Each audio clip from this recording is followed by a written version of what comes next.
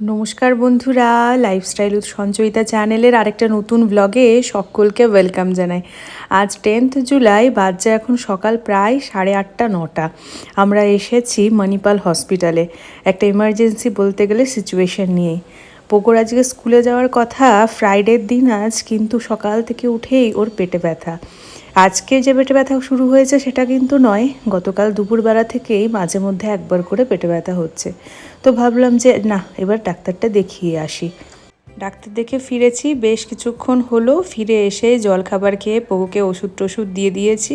তারপরে চেয়ারগুলো ফিটিংস করতে বসেছে দুজনে মিলে। গতকালই বিকেলবেলা পার্সেলগুলো এসেছিল, তখন থেকে পোকো কী আছে এটার ভেতরে, কী আছে এটার ভেতরে লেগেছিল।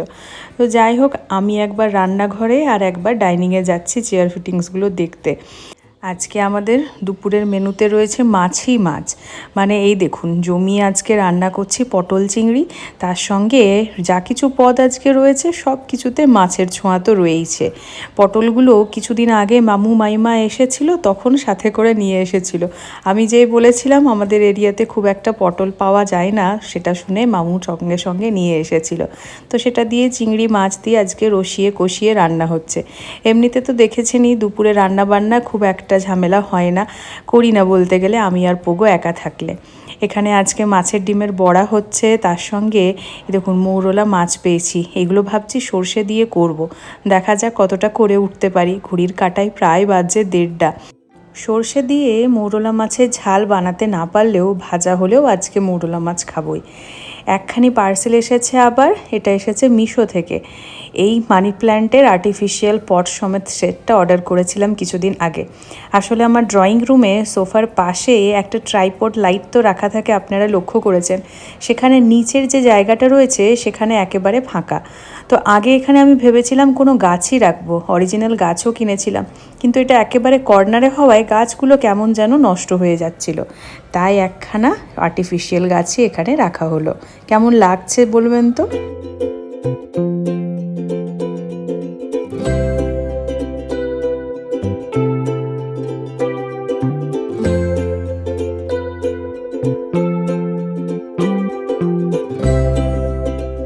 বাবা ছেলের পরিশ্রমের সার্থক রূপায়ণ হলো এই চেয়ারখানা।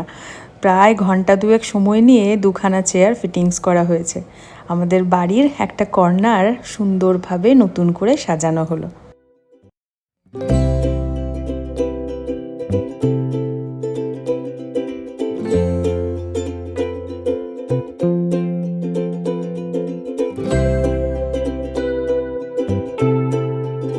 চেয়ারখানা তো সুন্দরভাবে ফিটিংস করা হয়ে গেছে। এরপরে এই কার্টুনের ভেতরে ঢুকে পড়েছে পোগো।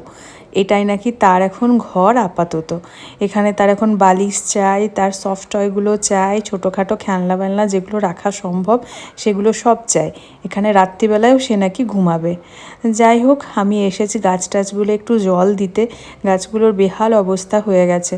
আর আমার জবা গাছটার তো কী অবস্থা হয়েছে খারাপ, সে তো আপনাদের সঙ্গে শেয়ার করেছি। কত কুড়ি দিয়েছে দেখুন, কিন্তু সব কটা ঝরে যাচ্ছে। দিদির কথায় আমি আবার এখানে এখন ডিমের খোল দিয়েছি, তার সঙ্গে আবার দিয়েছি কলা পচানো জল, কিন্তু কোনো এখনও পর্যন্ত রেজাল্ট পাইনি। আজকে চারপাশে মেঘে ঢাকা আকাশ, আমাদের মনে হবে এই যেন বৃষ্টি পড়লো বলে, কিন্তু ওইটা মনেই থেকে গেল, বৃষ্টি আর হবে না। একটু ঝোড়ো হাওয়া হবে আর মেঘখানা কোথায় যে চলে যাবে সে আর খুঁজেই পাওয়া যাবে না। আজকে আমি চেয়ার আর টেবিলখানা সুন্দরভাবে পরিষ্কার করে রেখে দিয়েছি আমার ডাইনিং সেটে, কারণ এক্ষুনি দিদি আসবে কিছুক্ষণ পরেই, আর এত জিনিস নিয়ে এই টেবিলটা ভরিয়ে দেবে। তো আমাদের এই কর্নারটা কেমন লাগলো অবশ্যই জানিও। একটু একটু করে জায়গা সাজানো হচ্ছে আর কি। দেখো, সব জিনিস একটা খালি ঘর ভরানোর জন্য একসঙ্গে কিনে ফেলা সম্ভব নয়। আর আমরা সোফাটা নিয়েছিলাম অনেক দিনেই হলো, তো অনির্বাণ তখন বলেছিল একটু 3+2 সিটার সোফায় নিতে, কিন্তু আমার মনে হলো যে না, এই জায়গাটা যদি আরও দুটো সোফা থাকে বা দুটো সোফা একসঙ্গে যেটা একটু বড় সাইজের থাকে, তাহলে অনেকটা জায়গা কভার করে নেবে। আর আমার না ওরকম ভরা ভরা জায়গা পছন্দ না, ওই জন্য দুখানা চেয়ার নেওয়া হলো। আমাদের তো ডাইনিং টেবিলের চেয়ারগুলো ডিফেক্টিভ, সে কারণে আমরা ডাইনিং টেবিলে খুব একটা খাবার দাবার খাই না ডাইনিং টেবিলে থাকা সত্ত্বেও।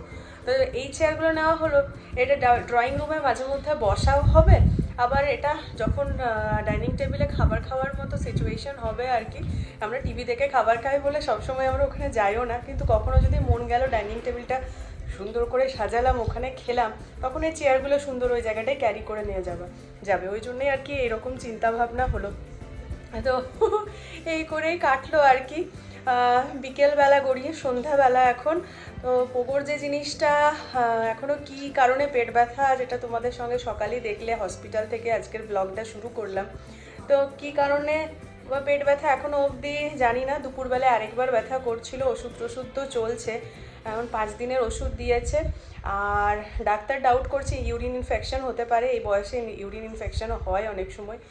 আর জল আমার মতে, মানে আমি যেটা জানতাম 1 থেকে 1.5 লিটার জল ওর জন্য এনাফ, বাট ডাক্তার ওর হাইট আর ওয়েট দেখে বলেছে না 2 লিটার জল খাওয়াতেই হবে। সো দেখছি আজ থেকে চেষ্টা চলছে 2 লিটার জল একদম মেপে শেষ করানোর। তো মানে বাচ্চা তো, আমরা না হলে চিপে জেকে কোনো রকমে একদম আমাদের 3 লিটার 3.5 লিটার জল আমরা শেষ করবোই, কিন্তু ওদের ওই জিনিসটা নেই, এখন ভয় দেখিয়ে খাওয়ানো হচ্ছে আর কি। তো চলো, অনির্বাণ গেল, তখন ইউরিনের স্যাম্পলটা দেওয়া পসিবল হয়নি, কারণ খালি পেটে ছিল, বেশি জল খেলে তো উপর দিকে বেরিয়ে যাচ্ছিলো, ওর বমিরও একটা সমস্যা হচ্ছিল সকালবেলায়, কিন্তু ওই অনডেমের লিকুইড খাচ্ছে খাবার আগে, এখন 2 দিন চলবে সেটা, ওই কারণে বমি সমস্যাটা মিটেছে।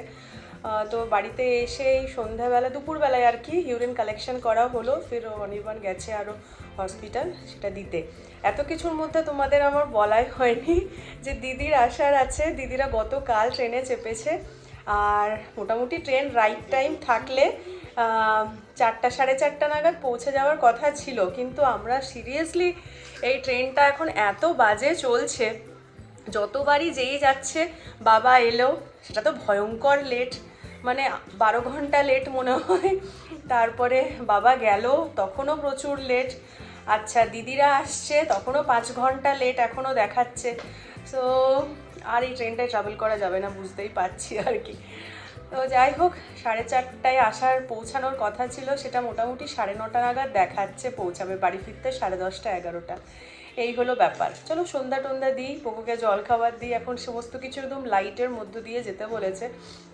মানে গতকাল মানে আমরা আজ 3-4 দিন ধরে বাড়ির খাবারই খাচ্ছি, বাড়ির বাইরের খাবার খাইও নি, তা সত্ত্বেও মানে অন্য কোনো ব্যাপার নেই, মনে হচ্ছে যেন ওই ইউরিন ইনফেকশনের জন্যই ব্যাপারটা আর কি, খাওয়া দাওয়ার কোনো ব্যাপার না। কাল সকালবেলায় ইডলি হয়েছে, দুপুরবেলায় খিচুড়ি হয়েছে, সেটা খেয়ে তারপর থেকেই হচ্ছে আর কি সমস্যাটা, সেটা খেয়ে বলবো না, মানে তারপর থেকে হচ্ছে এই সমস্যাটা।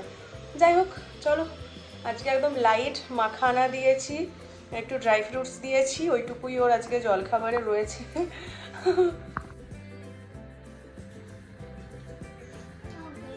এখন তো ব্যথা করেনি, এখন ঠিক আছো, একদম পারফেক্ট। আচ্ছা, সন্ধে টন্ধে দেওয়া হয়ে গেছে, রান্নাঘরে এলাম, দিদিরা অলমোস্ট বললো 9:30 নাগাদ পৌঁছাচ্ছে। তো আজকে 2 ধরনের রান্না হবার আছে আমাদের জন্য, অ্যাকচুয়ালি আজকে শুক্রবার তো দিদিরা টক ছাড়া নিরামিষ খায় আর কি, তো সে কারণে আর সারাদিন ধরে ধরো 2 দিন ধরে ট্রেন জার্নি চলছে, তো দিদি বললো যে যা হোক কিছু খেয়ে নেবো, কিন্তু আমি ভাত ডাল মুগের ডাল আর আলু পোস্ত বানাচ্ছি ওদের জন্য, আর আমরা তো আজকে দুপুরবেলায় ভাত খেয়েছি, আমাদের জন্য রুটিটা আমি বানাচ্ছি আর পালক পনিরটা অনির্বাণ বানাবে বলেছে। এই হলো আজকের মেনু। তো রুটিটা রান্নার দিদি বানিয়েই দিত শুক্রবার, কিন্তু আজকে ওনার জন্মদিন, তো সে কারণে আজকে তো উনি আসেননি, আজকে ছুটি নিয়েছেন, আর আমার এবছরের জন্মদিনের ব্লগটা স্কিপ করলাম, কারণ ভীষণ বাজে কেটেছে আমার কালকের দিনটা, মানে ভীষণ বাজে কেটেছে আর কি, আর আমি কোনো রকম ব্লগ করিও নি সে কারণে। তো যাই হোক চলো, রান্নাটা মোটামুটি স্টার্ট করি, 8:30 মতো বাজছে, ভাতটা সবার শেষে ইন্ডাকশানে চাপিয়ে দেবো, ডাল আর আলু পোস্তটা করে সরিয়ে রেখে দিই, কারণ পালক পনিরে তো টমেটো পেঁয়াজ রসুন সমস্ত কিছুই ইউজ হবে, তো ওই জন্য একটু সরিয়ে আগে তুলে রেখে দিই। চলো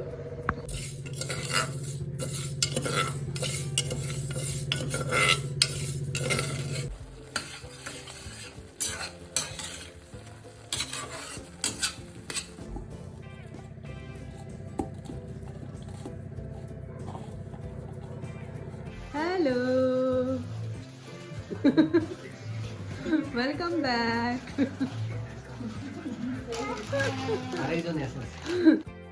প্রায় আধ ঘন্টা মতো হলো দিদিরা এসে পৌঁছেছে। আর এইবারে ট্রেনটা জানেন তো একটু মানে বলার মতো সময়ে আর কি পৌঁছেছে, খুব যে একটা লেট করেছে সেটা কিন্তু নয়। এসে পরেই পোগো নিজের জন্য যা যা দিদি এনেছে সব কিছু বার করে নিয়ে নিয়েছে। আর এই হলো টেবিলখানা যেটা ফাঁকা করেছিলাম সেটার এখন অবস্থা। মোটামুটি আমি যা কিছু লিস্ট বানিয়ে দিয়েছিলাম সমস্ত কিছু এখানে হাজির। এবারে সব কটা গুছিয়ে বাগিয়ে রাখার পালা। চলুন তাহলে ব্লগটা এখানেই শেষ করছি। Thanks for watching.